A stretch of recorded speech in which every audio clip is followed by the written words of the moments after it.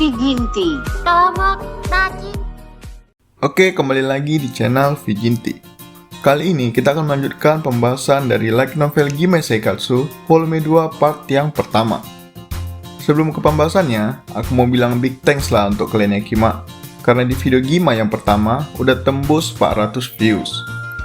Wow, gila sih kalian, segitu napsunya sama Sake kan. Ya, aku cuma minta dukungan kalian lah dengan cara bantu like, share, and subscribe.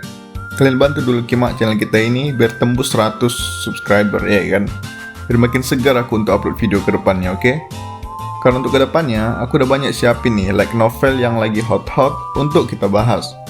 Apalagi anime Spring udah mulai selesai kan. Langsung kita bahas nanti di channel kita ini, oke?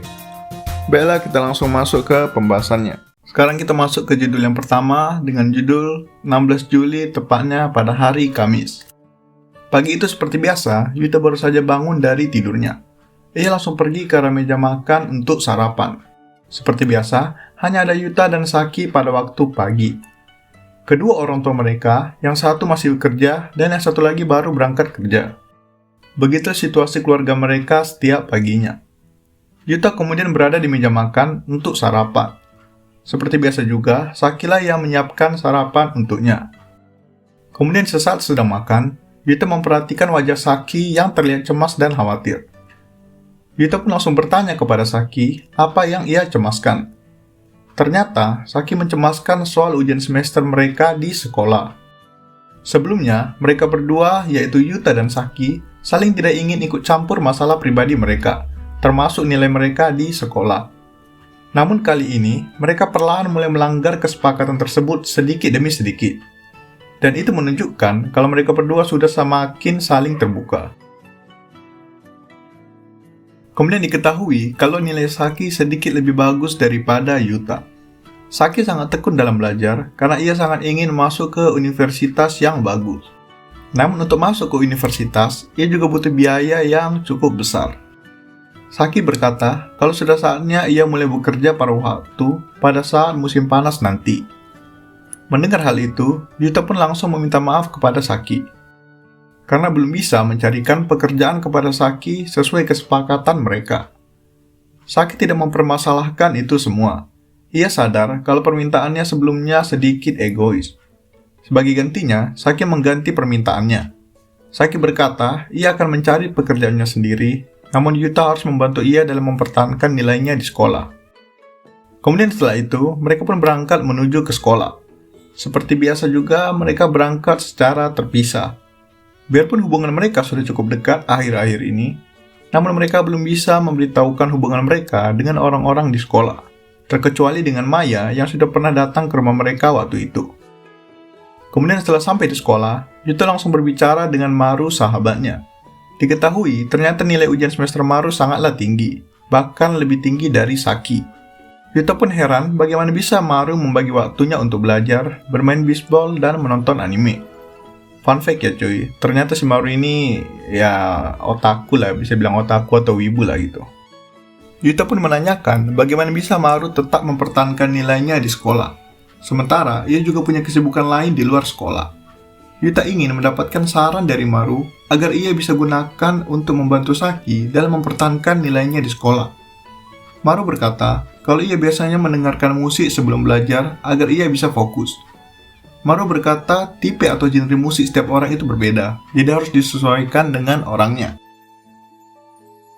Kemudian setelah pulang sekolah, Yuta langsung menuju ke rumah. Sesampainya di rumah, ia langsung menuju ke kamarnya dan mencari kumpulan musik yang sesuai dengan selera Saki. Tiba-tiba Saki datang dan masuk ke kamarnya. Saki mendatangi Yuta dan berkata kalau ia ingin Yuta mengajarinya belajar. Saki berkata kalau ada satu mata pelajaran yang nilainya sangat hancur. Saki meminta Yuta mengajarinya karena ia tahu kalau Yuta lulus di pelajaran tersebut. Mereka pun menuju ke ruang tamu untuk belajar. Mereka duduk berhadapan. Namun Saki menawarkan agar Yuta duduk di sampingnya.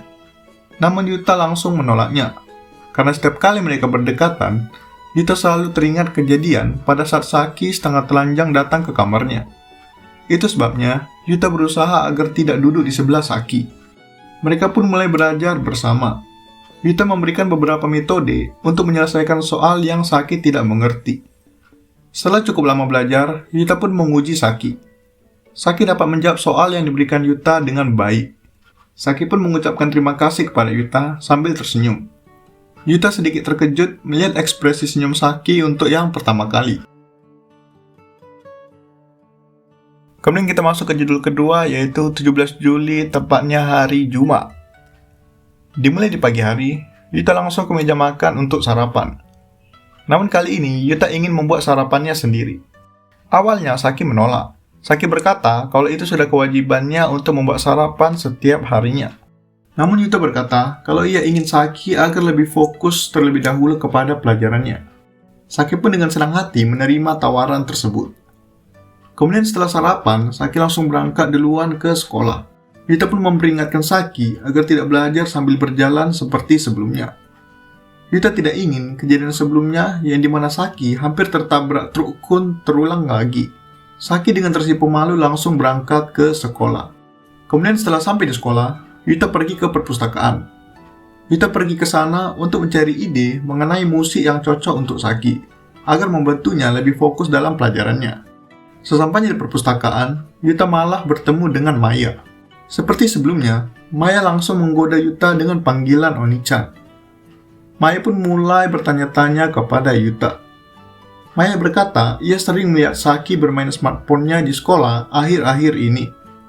Maya berkata seperti itu karena ia juga melihat Yuta sama seperti Saki sangat sibuk bermain dengan smartphone-nya. Yuta awalnya tidak ingin memberitahukan apa-apa kepada Maya. Tetapi, Yuta sadar kalau Maya ialah tipe orang yang selalu menyimpulkan semuanya sendiri, sehingga sering menimbulkan kesalahpahaman. Yuta tidak ingin itu terjadi. Ia lebih memilih untuk menceritakan semuanya kepada Maya. Yuta pun memberitahu Maya kalau ia sedang mencari musik yang cocok untuk Saki, agar membantunya lebih fokus dalam belajar. Akan tetapi, Yuta tidak memberitahu Maya soal Saki yang tidak ingin diremehkan sebagai wanita, dan soal Saki yang ingin bekerja paruh waktu. Kemudian Maya pun menyarankan kepada Yuta agar mencari lagu dengan nalurinya sendiri, dan bukan berpacu kepada rekomendasi orang lain. Menurut Maya, selera orang akan musik itu sangat berbeda-beda. Kemudian dilanjutkan sepulang sekolah. Yuta langsung segera pergi ke tempat kerja paruh waktunya. Setelah sampai di sana, Yomi langsung menyapa Yuta dan menggodanya. Yuta sudah terbiasa dengan tingkah Yomi. Alasan Yomi selalu menggoda Yuta ialah karena Yomi merasa nyaman dengan sikap Yuta yang tidak pernah marah. Yomi pun memanfaatkan sifat Yuta tersebut dengan menggodanya untuk menghilangkan stresnya. Yomi stres karena ia harus bekerja di tempat paruh waktunya dan sekaligus ia juga seorang mahasiswa. Dan shift kerja Yomi itu lebih banyak daripada Yuta. Sehingga Yomi sering merasa kelelahan dan stres akibat dua aktivitas yang dikerjakannya secara bersamaan. Kemudian setelah jam kerja berakhir, Yuta langsung ingin pulang. Namun Yomi mengajak Yuta untuk makan malam bersama. Yuta awalnya ingin menolak ajakan tersebut. Namun ia tidak tega melihat ekspresi memohon dari Yomi. Yuta pun langsung pergi ke ruang istirahat dan berganti pakaian. Setelah kembali dari ruang ganti, Yuta mendapati Yomi yang sedang duduk lemas karena kelelahan. Yomi berkata kalau ia sangat kelelahan bekerja hari ini, juga ditambah urusannya di kampus semakin banyak. Kemudian mereka pun berbincang sambil makan. Yuta menceritakan soal dirinya yang ingin membantu Saki untuk lebih fokus dalam belajar. Yuta juga berkata kalau ia sedang mencari musik yang tepat untuk Saki. Yomi pun merekomendasikan beberapa musik Inggris. Yomi merekomendasikan lofi hip hop kepada Yuta. Kalian yang suka dengar lagu tenang di YouTube udah tahu lah lofi hip hop itu apa ya kan? Yomi berkata kalau lofi hip hop dapat membantu seseorang lebih rileks dan santai dalam beraktivitas, terutama pada saat belajar. Yuta pun menerima saran dari Yomi, namun Yuta sadar kalau ia sudah mengabaikan saran dari Maya sebelumnya. Yang dimana Maya berkata akan lebih baik mencari lagu sesuai nalurinya daripada mengandalkan rekomendasi orang lain. Kemudian setelah itu, Yuta pun pulang ke rumah. Ia tidak sabar ingin memberikan rekomendasi musik yang sudah ia dapatkan tadi kepada Saki. Sesampainya di rumah, Yuta langsung disambut Saki dan mereka pun langsung makan malam. Selagi makan, Yuta memberikan rekomendasi musik tadi kepada Saki. Saki berkata kalau ia tidak pernah mendengar lagu tenang dengan genre seperti itu. Yuta berkata kalau itu lofi hip hop yang direkomendasikan oleh senpainya di tempat kerja. Saki pun langsung tahu kalau orang yang dimaksudkan Yuta ialah Yomi. Karena dulunya Yuta pernah membahasnya dengan Saki. Kemudian Saki bertanya kepada Yuta apakah ia dan Yomi punya hubungan yang dekat. Yuta membalas kalau ia dengan Yomi sudah lama bekerja bersama, dan Yomi ialah senpai yang sering membantunya. Yomi juga sering memberikan beberapa rekomendasi dan saran yang membantu Yuta. Namun pada saat berkata demikian, Saki tiba-tiba terdiam. Yuta langsung berhenti berbicara dan menegur Saki. Saki kembali sadar dan berkata kalau ia hanya melamun sedikit. Saki pun langsung menghabiskan makanannya dan pergi ke kamar untuk lanjut belajar dan mendengarkan lagu yang direkomendasikan Yuta tadi. Oke lah cuy, sekian pembahasan dari part satunya. Menurutku ya cuy, di sini si Saki udah mulailah menunjukkan perasaannya. Apalagi pas dengar Yomi itu dekat sama Yuta, langsung terdiam dia. Ya apalagi kalau bukan cemburu ya kan.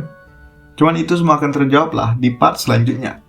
Jadi jangan kemana-mana, jangan main jauh-jauh. Tetap di channel ini agar terus mendapatkan update terbaru kami. Oke, jangan lupa untuk like, comment, and subscribe. And goodbye, cekak kimakku sekalian.